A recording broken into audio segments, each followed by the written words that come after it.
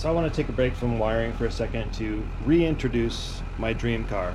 Now, I bought this thing April 2023, April 18th actually, and I've always been a truck guy. From my very beginnings, I learned how to drive in a Chevy square body, tooled around the neighborhood in Idaho. I was all about the trucks, and I love cars. I just couldn't really relate to them as much as trucks. But there was always that one car, I've always liked Corvettes, but I never really wanted to own one. Had a Mustang, figured out it was just too fast to even use around town. So I'm like, what's the point of this? And I still need to get my dirt bike to the dirt or the track or whatever. So long story short, I've always loved Chargers, Dodge Charger Gen 2 Chargers. And I appreciate them all three generations of them, but Gen 2 had my heart, and always a big fan of the Dukes of Hazzard show from the 80s. I think it started late 70s actually. But anyway, so I finally mustered up enough money I actually thought I was priced out of the market. And these junk Chargers were crazy expensive here in California. So I found one out of state, actually in Oklahoma. Nice guy named Bill basically I bought it sight unseen, and the guy was stand-up guy, first guy I've ever met selling me a car that undersold the car to me, meaning he played it down rather than playing it up, which is usually the case. So yeah, it's been a long road. I had no idea what I was getting myself into. Needed floors, trunk, quarters, a lot of body work. Yeah, but it was the one I could afford, and that's probably relatable to a lot of you guys out there. But I'll give you some advice. Be careful what you wish for. But this is the car. I've been going at this, restoring this car for a year and a half now. It's been a long road. I got a lot of people in my corner that help me, especially with bodywork and stuff. I'm a newbie with bodywork, but I did all the sheet metal myself. Replaced all the floors, basically from the firewall back all the way out to the trunk, tail panel, valance, corners, quarters, you name it. But so back to the car. This is a 1969 Charger base. So it's a base model. It's not an RT or an SE. It was a 383 car, 2-barrel, automatic, 727 with a column shifter, and has a 8 3/4 in the back with a 489 third member. Pretty stout, and I've converted it to a 4-speed. And I had Brewer's Performance. Basically, they sell a complete kit that converts an automatic car to a full 4-speed with all OEM parts or repop parts or reproduction. But it's a really inclusive kit. Even comes with the carpet. I mean, honestly, this is part of that kit. They give you the hump, clutch, everything. You tell them how much horsepower you want to make, and they outfit you with the clutch to suit that level of horsepower. Hold on, my dog's barking. Dogs. So the car came with a 383 in it. The heads had been removed from it, and I actually bought a 440 from the same guy, Bill. And then let's see here, what else did he give me? The radiator, 26-inch radiator also, which is an OEM deal. It's not OEM to the car, but it is an OEM radiator with all the fancy Chrysler numbers on it. The car had a fender tag, has the tag on the dash frame, and this door I chose to replace with another OEM door, but it does not match the car as far as numbers go. It matches the car as far as the year. It's a 69 door, but just not original to the car. I did have to do full quarters, like I said. The trunk is original, and basically everything from here back is new. The wheel wells are not, they're OEM original.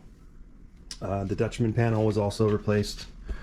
You can see here all this package tray is original that just needed a little bit cleaned up.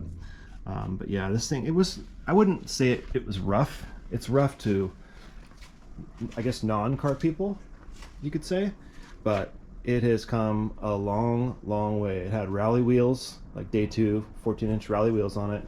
I believe those to be on the car for most of its life. This car was definitely off the road longer than it's been on the road, or basically since it was born. It was off the road, broken down, longer than it had ever been on the road. So, which is kind of weird if you think about it. But I am in the process of making this car, or giving this car, a new life, as it deserves. You guys want all the details on what I'm doing with this car, you can start from the beginning, or you can pick your videos, pick and choose, just see what we're about, see how we do things. I'm a one-man shop. My son helps me 3 days a week, but mostly I am all by myself, which is my business. So, and maybe one day I'll make money at it. No, but seriously, the car was my dream. I've always wanted one of these cars. I wasn't sure what I was going to do with it besides slide it around corners, and definitely not going to jump it. These cars are, I always joke that they were the worst car that Warner Brothers Pictures could have ever chosen to huck over a pond. They are sheet metal, tip front to back, complete sheet metal, no frame rails, but they are iconic pieces of machinery.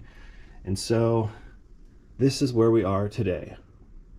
And oh, battery tray, I had to replace that, but everything else was just a zap, cut a little bit of weld out and fix. No big filler areas. It's all been hammered out, dollied out, and just made as good as my capability has been, I guess, or is to this day.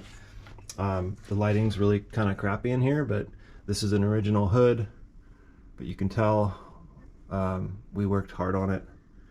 And my good friend Rod, he owned a body shop for 44 years, and he was the one that did the final body work on it. And he's just a master of what he does, or what he did for all that time, and I'm so proud of this car. So about a year and a half into the build, and not burning out, but it has been a long road. But look at it, it's beautiful. I mean, aside from these ugly fender covers, which they do their thing, but the whole car is absolutely gorgeous, in my opinion. It's not a ding or a scratch on it now. This is F5 medium green metallic. So I have a thing about the cars I build. I'd never change them from the factory. So if this thing came in Moulin Rouge pink, I would make the car Moulin Rouge pink. I'm just a little sentimental like that, and that's just me. I hate pink personally. I'm not a big pink guy, or yellow.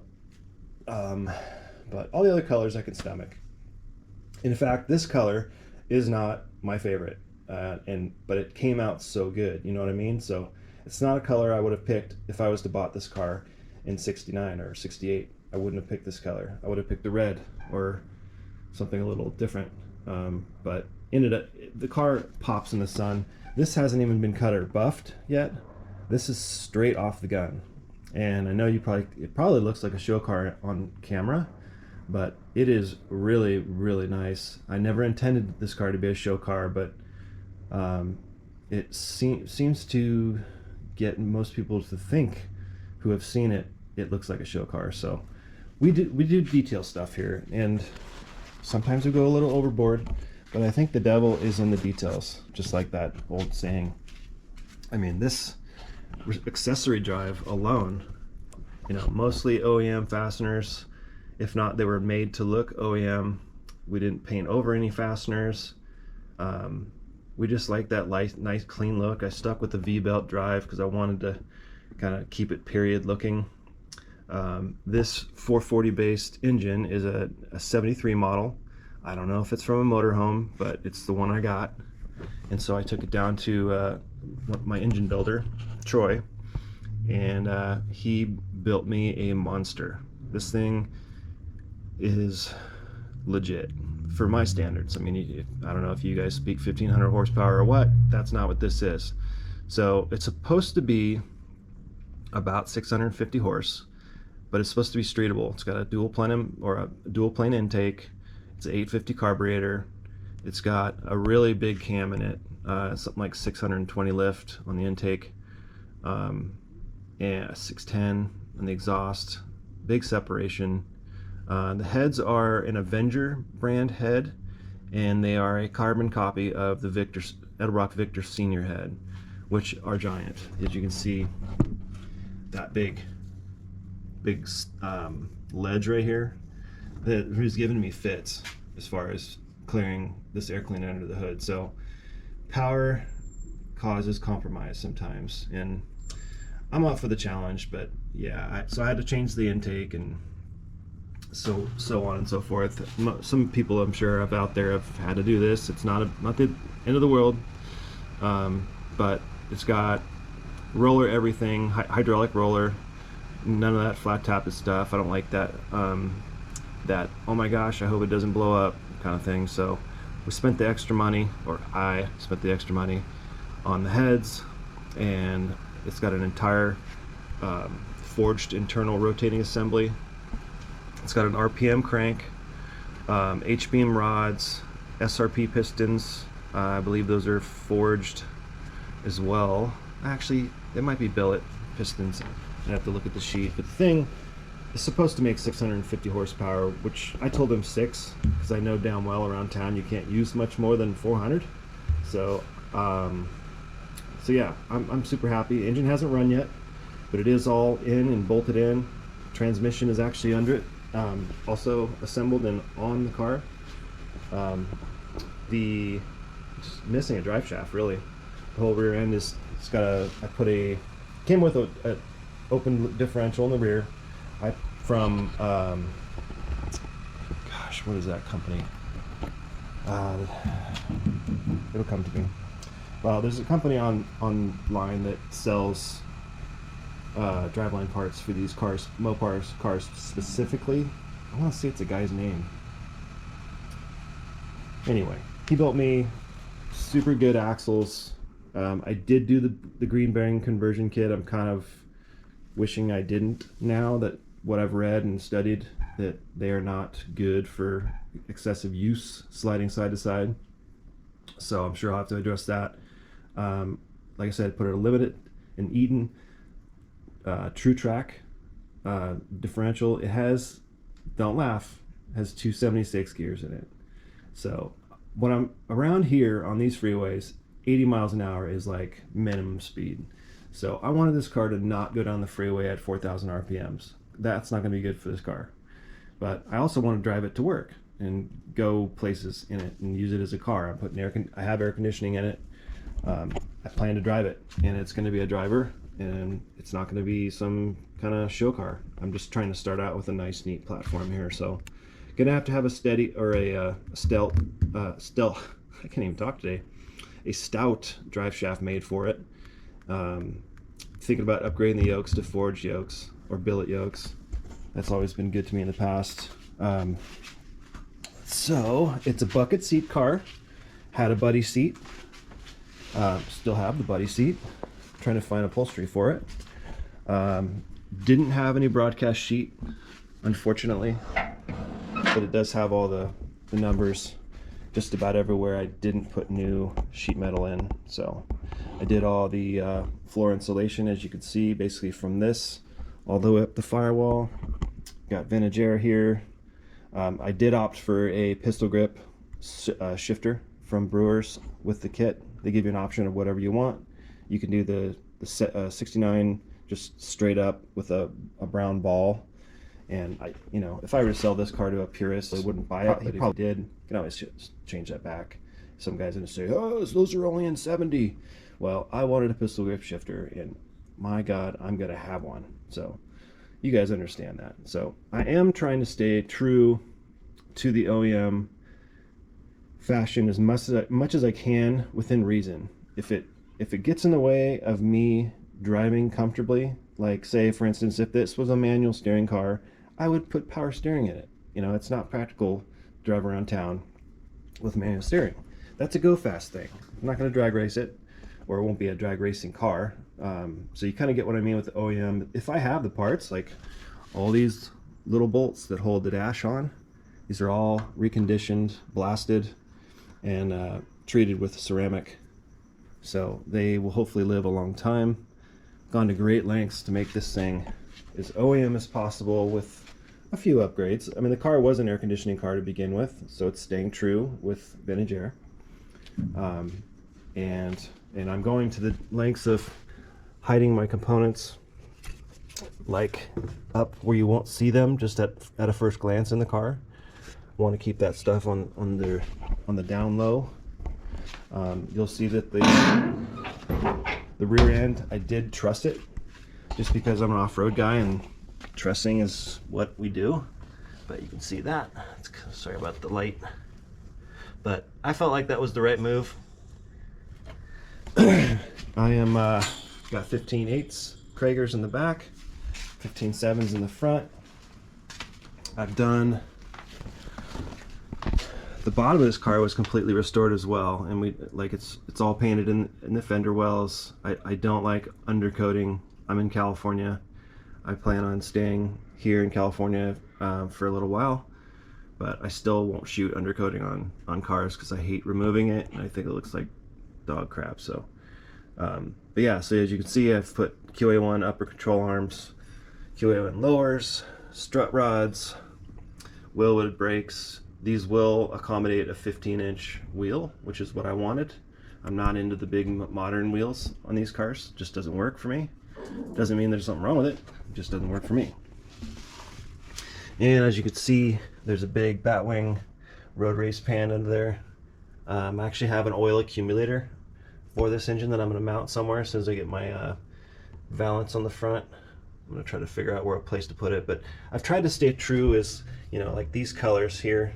This is not supposed to be painted, and from what I've said, you guys I'm sure may have different opinions, but all of the research I've done on what colors is, you know, what things are supposed to be what color, like this center link right here, that's a clear powder coating. So they get blasted, excuse me, and then they clear.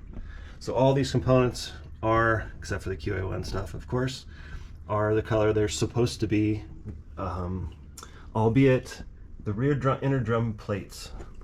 I had conflicting info, and those were supposed to be semi. Like all this information is from B-Body, the B-Body website, and here's my legend with the paint colors.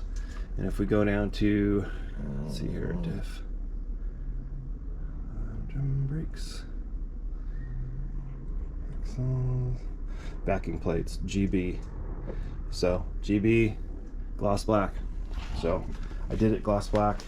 According to Graveyard Cars, who we are not, but I do respect them because they build really nice stuff.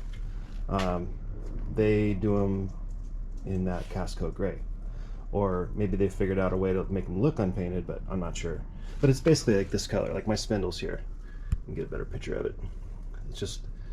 It's a little glossy. I wish I went with a lower sheen because it's a little too glossy, but whatever, live and you learn. So where I'm at with this car, and if you have any questions on this car, I'd love to tell you about it. I wish I could just rattle off the VIN tag like a lot of these experts do, and just like no big deal, like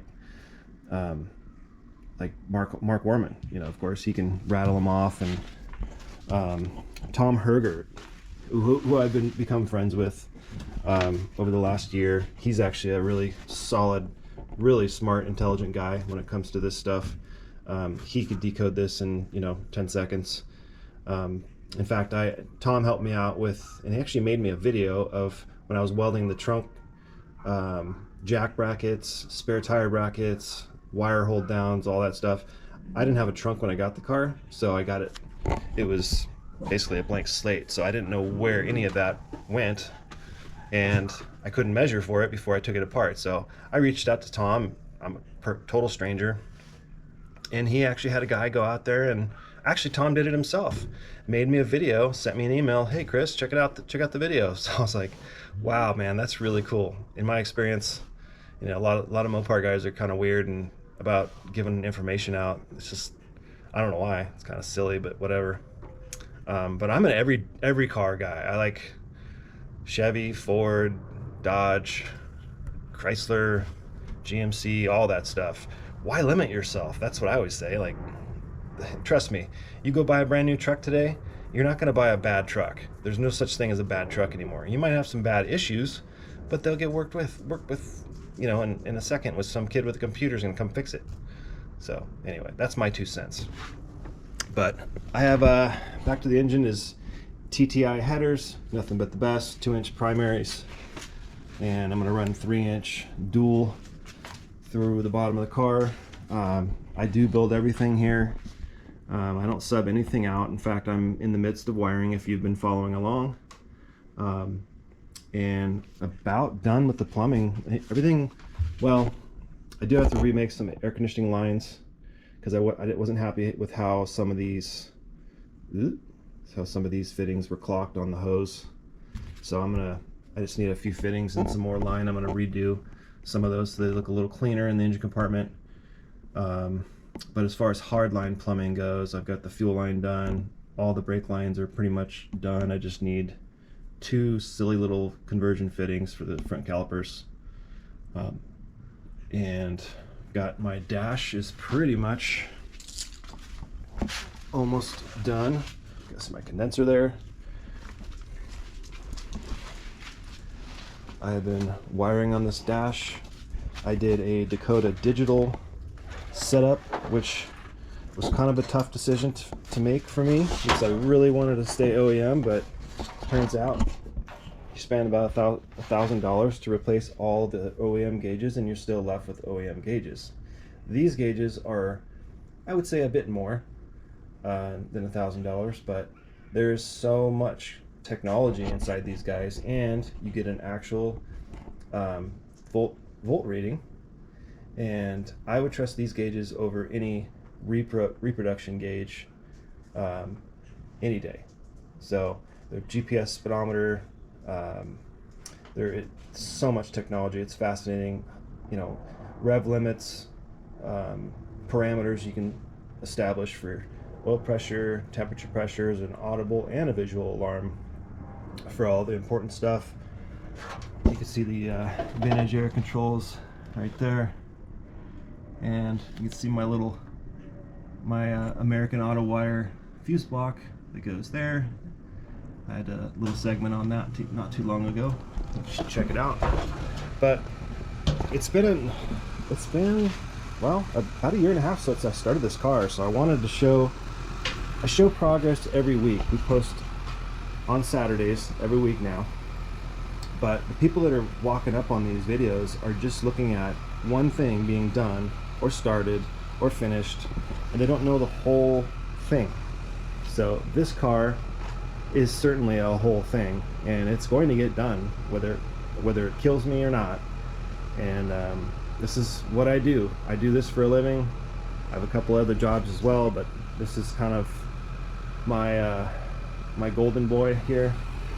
Here's my my headlight grill assembly with the actuators in place. Looks pretty killer.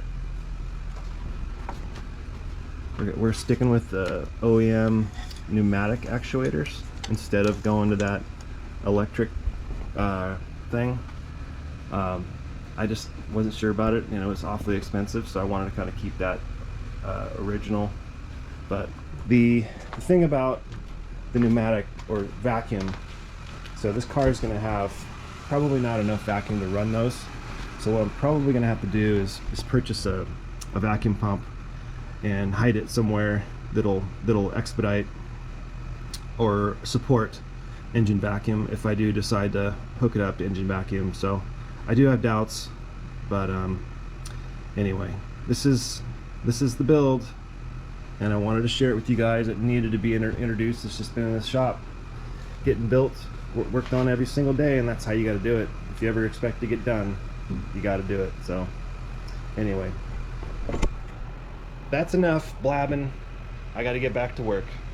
See you in the next segment.